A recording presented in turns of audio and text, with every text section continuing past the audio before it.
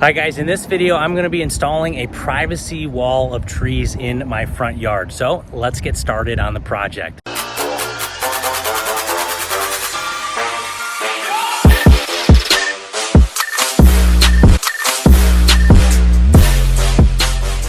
So I'm in my backyard right now, and before we head over to the front yard, I want to show you guys some of the trees that I planted over here. Lots of palm trees. I have about 10 different varieties of trees, and in about 10 or 15, 20 years from now, it's going to be a really cool canopy and forest of big mature trees. And I'm really excited to plant this privacy wall to give my yard some class and again some privacy from my neighbors. And I'm looking at planting about 7 or 8 trees in the front yard, and we'll go over there in just a second. But I wanted to show you that I am really developing my green thumb back here, and I want to carry that over to the front yard so that I can continue to build this really cool yard that I have and help the environment and make it look really, really neat. So let's head over to the front yard. All right, over in the front yard, and as you can see, my yard is all gravel. It looks really nice. I did that 2 summers ago.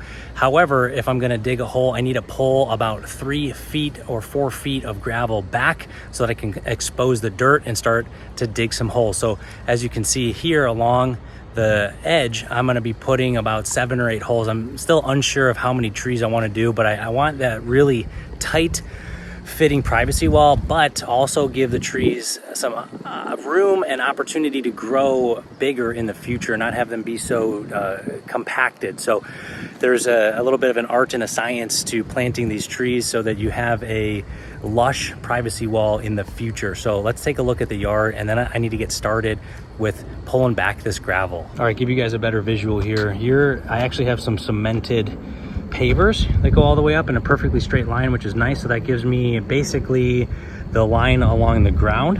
And now I need to strip back this gravel all the way up. So that's probably going to take me, I don't know, 20 or 30 minutes to do that. Again, probably 4 to 5 feet, because I'm going to be planting a tree right here. I'm probably going to do it 1 or 2 feet off of that paver line. So I got a little bit of prep work, some configuration to figure out here. But in the meantime, it's going to be easier to take a look at everything once I have the gravel taken back, and I can look at where everything's going to go in the dirt.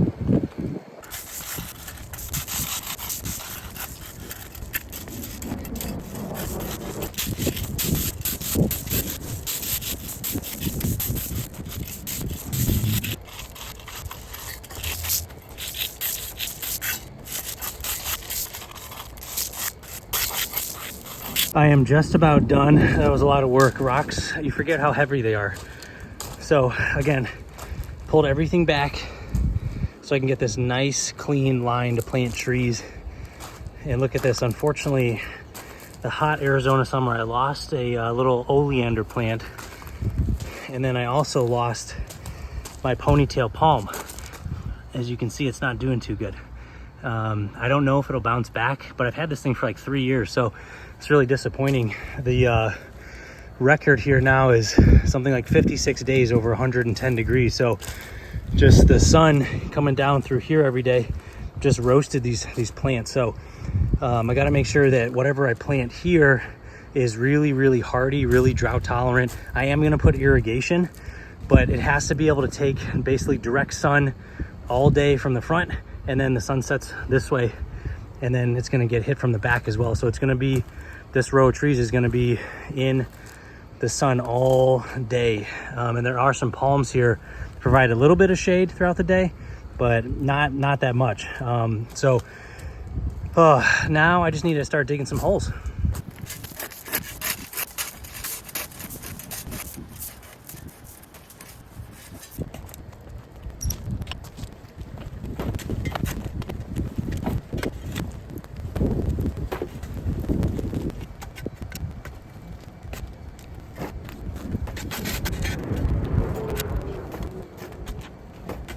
So I got all the holes dug. I ended up digging 9 holes in total. And then I went to go get some trees at Home Depot, but my car battery died. So I wanted to do that last weekend. Now I'm back. I'm in a different shirt. I'm ready to go back to work. So I got my trailer here ready to go. I'm gonna pull it out, hook it up to the car. And then I have a bunch of Home Depot cash. So that's gonna be funding my tree purchase today. And hopefully I can get some deals, find some good trees. Hopefully they're in good quality. Again, I got to get 9 different trees because that's the amount of holes that I ended up with, because I wanted them to be tightly spaced and really provide that true privacy fence of trees. So I need to figure out how many different Home Depots I have to go to. I don't know if my local Home Depot here is going to have that many trees, but if not, there's some other local ones I can drive around, and it's probably going to take me a couple trips. I can only fit about maybe somewhere between like 4 and 6 trees. I don't want to stand them up. I just feel like that's too dicey. I'm gonna lay them down. I've done that before, and then you know, haul them down the road. So let's go hit Home Depot and take a look at some trees.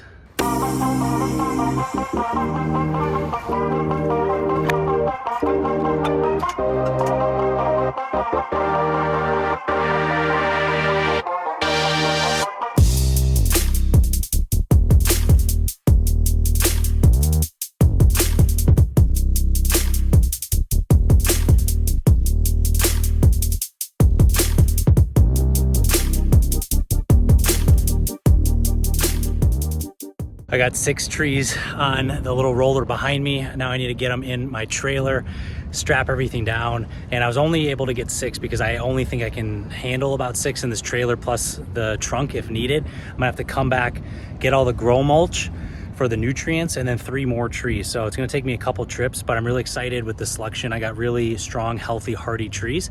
And now we gotta schlep them back home and then get them in the ground.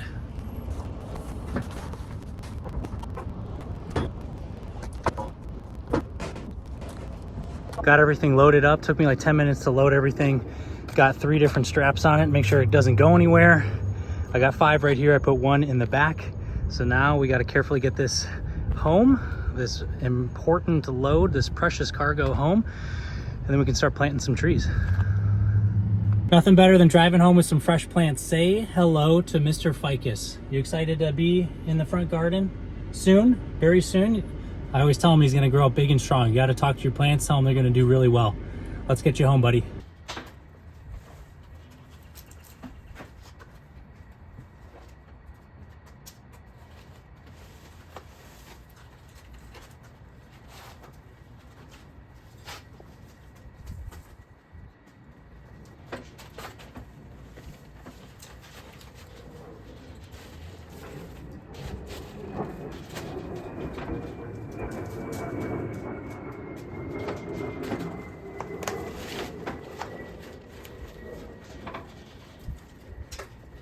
Got 6 trees unloaded. I need to go back to Home Depot to get 3 more trees and some grow mulch. And I actually need to go inside the store and get some tubing, 1/2-inch tubing for the irrigation, because I want to do irrigation down and back. So both sides of the root ball are going to be watered via my irrigation timer that I have already set up with my other trees in the front. So just need to do 1 more trip, and then we can actually put some trees in the ground. It's quite a process. If I had a bigger trailer, I could do it all. But I gotta work with what I got.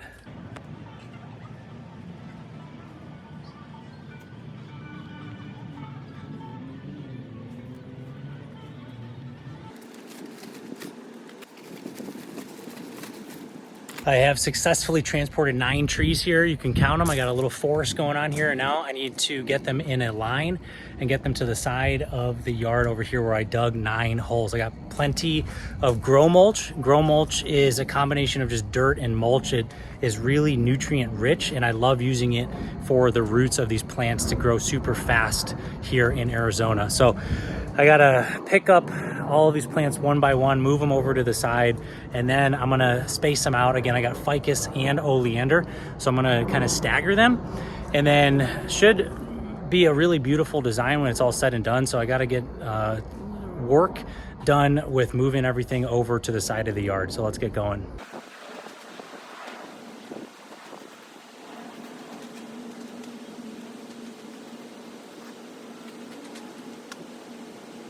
So right now I'm going through right sizing all my holes, because these are actually big 5-gallon planters, and I got to make sure that they fit in each of these holes. The easiest thing you can do to screw up the growth of your plant and kill off your plant too early is dig too small of a hole. So even this is a little small.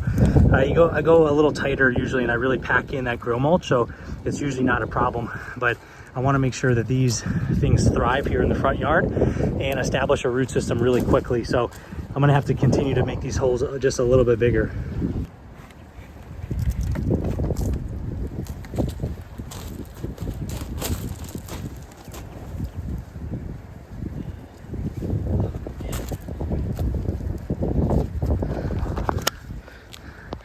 All right, so as you can see, I need to go way deeper, probably at least 6 inches deeper, and that's gonna be true for all these holes. I didn't realize that these had such big root balls in these planters, so I have a lot of right sizing of holes to do, but again, it's worth it. I want the gravel to come up right here, so I need to get this thing situated in the ground properly so I can give it the best chance of survival.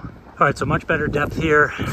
You can see it's basically even there. I want it a little bit up so I can pack in some grow mulch and some dirt around this and create a circle, a water circle around here, and then I'll put the irrigation right through here. So when the sprinkler goes off, it'll cup the water right here and make sure it gets right to the roots. And same thing when it rains, you want to build this circle around the base of the tree so that the water really penetrates the roots. So now I'm going to load it up with grow mulch, and I got 8 more to do.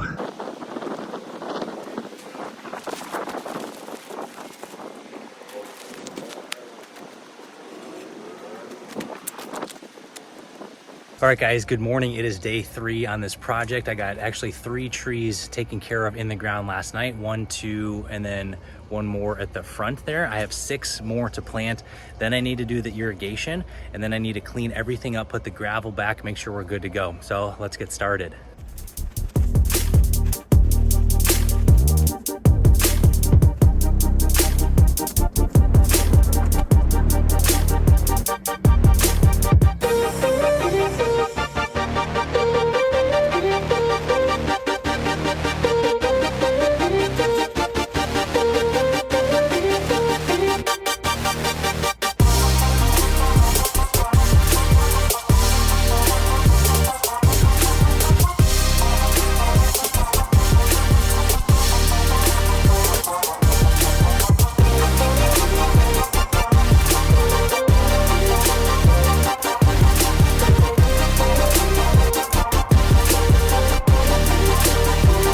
Now, after each tree install, I'm putting some nylon rope. This is just cheap nautical rope from Home Depot. You can do it with really anything, but you want it to be weatherproof and waterproof so that you can anchor to the cedar post here and then the tree, and it'll allow it to sway with the wind but not damage the root system. You want to kind of do it either in the middle and at the top. I'm just doing it at the top, and that's where I've seen success, and it'll keep it in those crazy Arizona monsoons from moving too far, and over time it'll establish a stronger root system and be okay.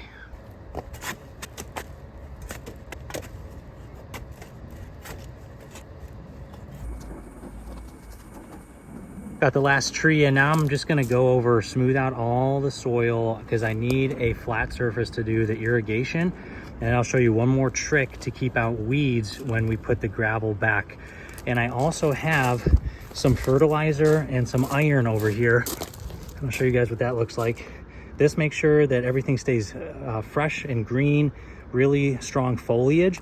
And then I have a bag of tree and shrub fertilizer as well with a lot of nitrogen to make sure that these guys grow big and strong. So I'm gonna go through, do some iron and some fertilizer on each of the base of all these trees here.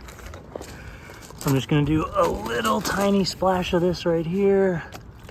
That's good, that's plenty.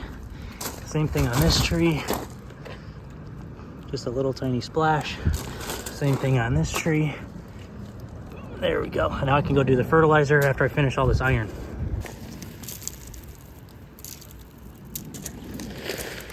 I went pretty heavy on the fertilizer here, and not just the base of the trees, but in between as well. As these roots develop, there'll be extra fertilizer for these trees to grow big and strong. And it's actually September here in Arizona, which is the best time to fertilize trees. So I went pretty heavy with it, and then won't have to do it again till the spring.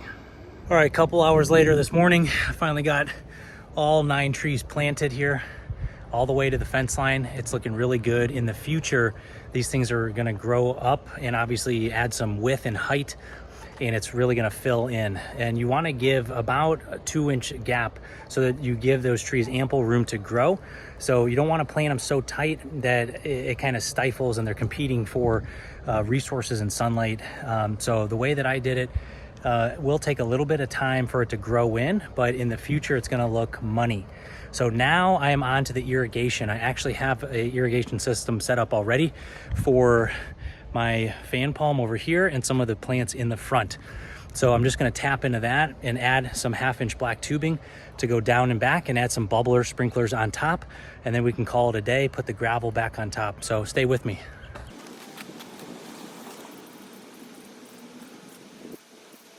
All right, got the irrigation line in. It starts over there by the hose and then comes under the gravel here.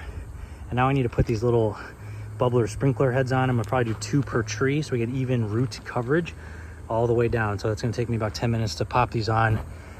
And then I can show you one last trick to make sure we don't get any weeds before we put the gravel back.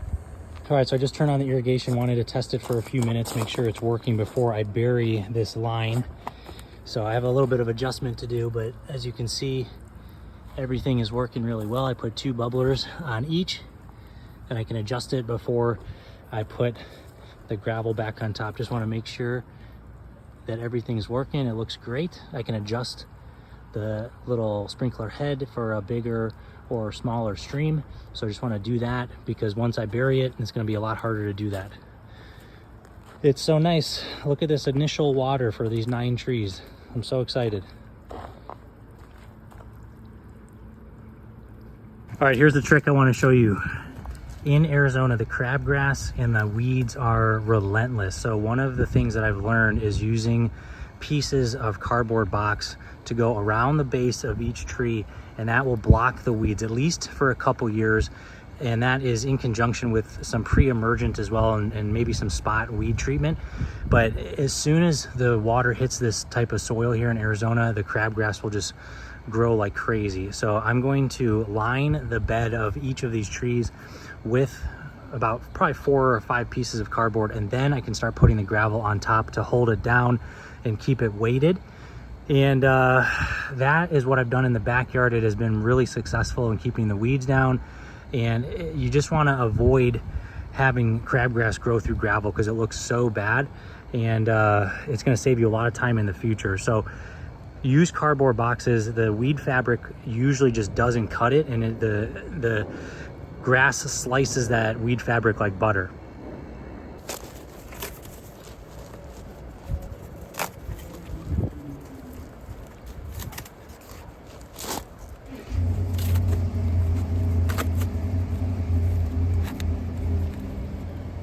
Every tree base is covered right here. As you can see, this is why I save all my Amazon and my Home Depot boxes, because they come in handy, because I am a tree planting machine.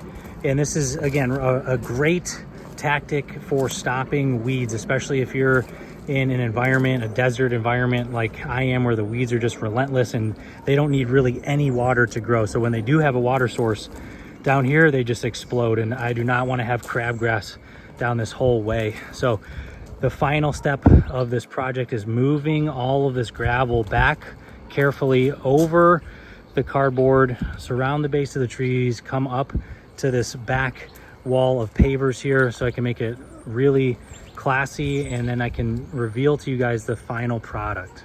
You guys want a good example of why you should use cardboard at the base of your plants? Here's Exhibit A.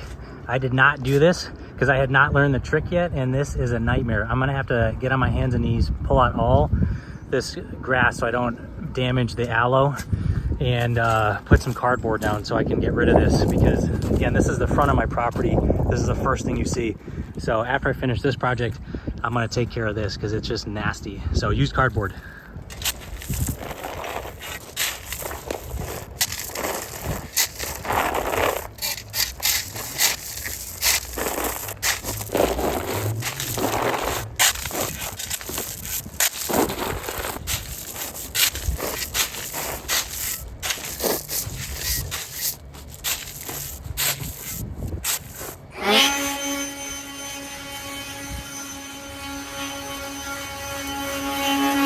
All right, gang, I am finally done. About 8 hours across 3 days later, it's finished. 9 trees in the ground, all the gravel is done. We got irrigation, we got weed control, everything. If you're gonna do this, do it right. Follow these steps so that you can have a beautiful privacy wall of trees for years to come. I wanna thank you guys for tuning in. Let's take a look at the finished product.